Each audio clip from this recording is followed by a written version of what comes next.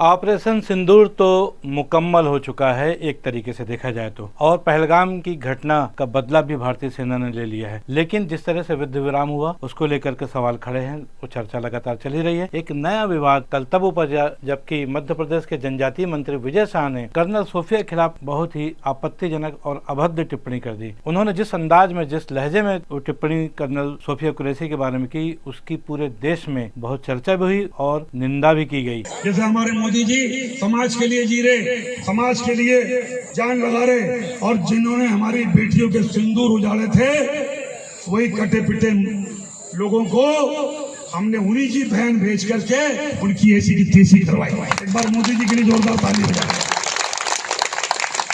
उन्होंने कपड़े उतार उतार के हमारे हिंदुओं को मारा, और मोदी जी ने उनकी बहन को उनकी ऐसी की तैसी करने हमारे जहाज से उनके घर आए। अब मोदी जी कपड़े तो उतार नहीं सकते थे, इसलिए उनके समाज की बहन को भेजा कि तुमने हमारी बहनों को अगर विधवा किया है तो तुम्हारे समाज की बहन आके तुम्हें नंगा करके छोड़ेगी।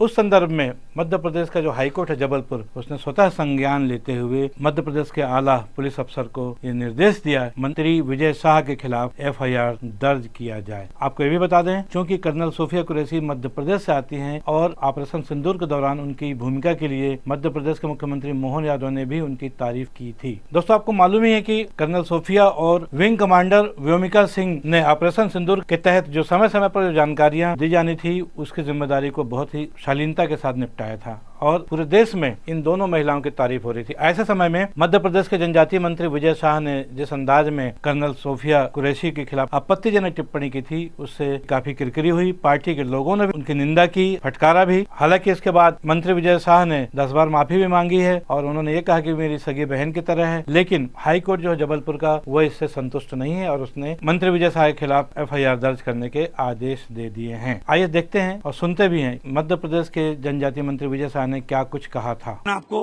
कि जो घटना हुई, मैं उस दिन से विचलित हूँ और पूरा मेरा बैकग्राउंड मिलिट्री वाला रहा। मेरे परिवार में कई शहीद हुए, मिलिट्री में रहे, और उस दिन की घटना के बाद जहाँ हमारे हिंदू बहनों को उनके सामने उनके पिता, उनके पति, उनके बेटे के मांगों में, बहनों के मांगों से सिंदूर उजाड़ दिया गया।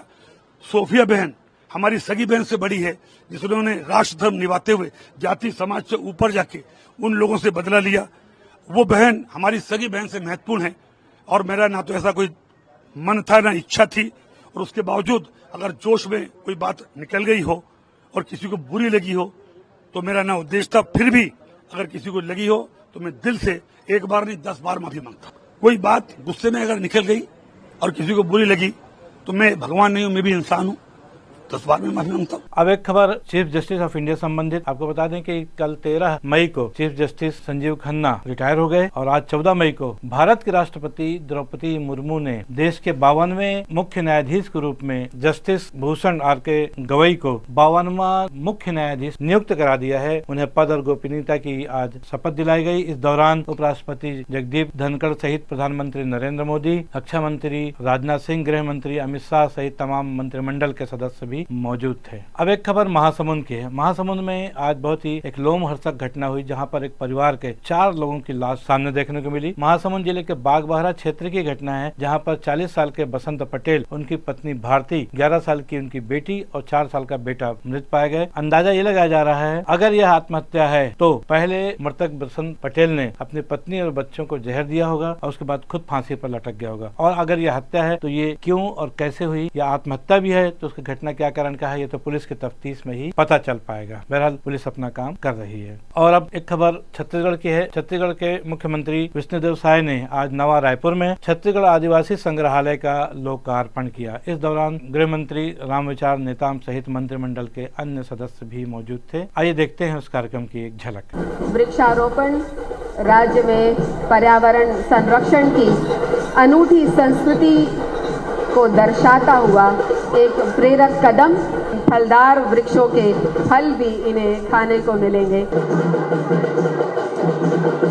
और आज के इस लोकार्पण समारोह की स्मृतियाँ हमेशा हमेशा के लिए चिरस्थायी हो चुकी हैं इस संग्रहालय में। और ये फोटो इस संग्रहालय में प्रदर्शित भी किया जाएगा कि वाद्य यंत्रों पर विराम के लिए हम विभागीय अधिकारीगणों दीप प्रज्वलन आज के इस लोकार्पण की इस बहुत ही यादगार बेला को, बहुत ही शुभ बेला को दीप प्रज्वलित कर एक और शुभ काम। जोरदार तालियां सभी अपने स्थान पर खड़े होकर माननीय मुख्यमंत्री महोदय, माननीय विधानसभा अध्यक्ष महोदय और हमारे सम्माननीय अतिथि गणों का स्वागत और अभिनंदन करें।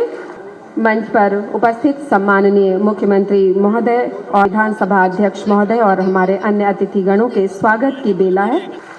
परंपरागत ये गमछा जो मुख्यमंत्री रह के छत्तीसगढ़ के चौमुखी विकास करीन, सरगुजा और बस्तर जो जनजातीय संभागे उनमें विशेष फोकस मैं आगे बताऊं अमन काका और करीन हैं। और अभी हमार विधानसभा के अध्यक्ष आदरणीय डॉक्टर रमन सिंह जी, केंद्रीय राज्य मंत्री श्री तोखन साहू जी, हमारे प्रदेश के उप मुख्यमंत्री श्री अरुण साहू जी, हमारे आदिम जाति कल्याण विभाग के मंत्री श्री रामविचार नेताम जी। आज का ये दिन बड़ा ऐतिहासिक दिन है। प्रदेश के पहला ट्राइबल म्यूजियम के लोकार्पण हमन करत हन, तो मैं सबसे पहले पूरे छत्तीसगढ़ के हमारे जनजातीय समाज के भाई बंधु मल्ला में बहुत बहुत बधाई और बहुत बहुत शुभकामना देता हूँ। सोनमणि बोरा जी कहत रहीन कि पिछले जुलाई अगस्त में एकर स्वीकृति मिले रही से और आज 10 महीना के बहुत अल्प समय में हमारे ट्राइबल विभाग के मंत्री जी के मार्गदर्शन में इस संग्रहालय के काम पूरा हुई से एकर लिए मैं माननीय मंत्री जी के और उनके पूरा विभाग ला भी मैं बहुत बहुत धन्यवाद देता हूँ। आज की खबरों में बस इतना ही। मैं हूं बीडी निजामी और आप देख रहे हैं न्यूज T20। हमारी खबरें आपको कैसी लगी इस पर अपनी राय अवश्य दें। खबर को लाइक करना न भूलें और चैनल को सब्सक्राइब करना भी। कल फिर मिलेंगे किसी नई खबर या विश्लेषण के साथ। तब तक के लिए दीजिए इजाजत। जय हिंद, जय भारत, जय छत्तीसगढ़।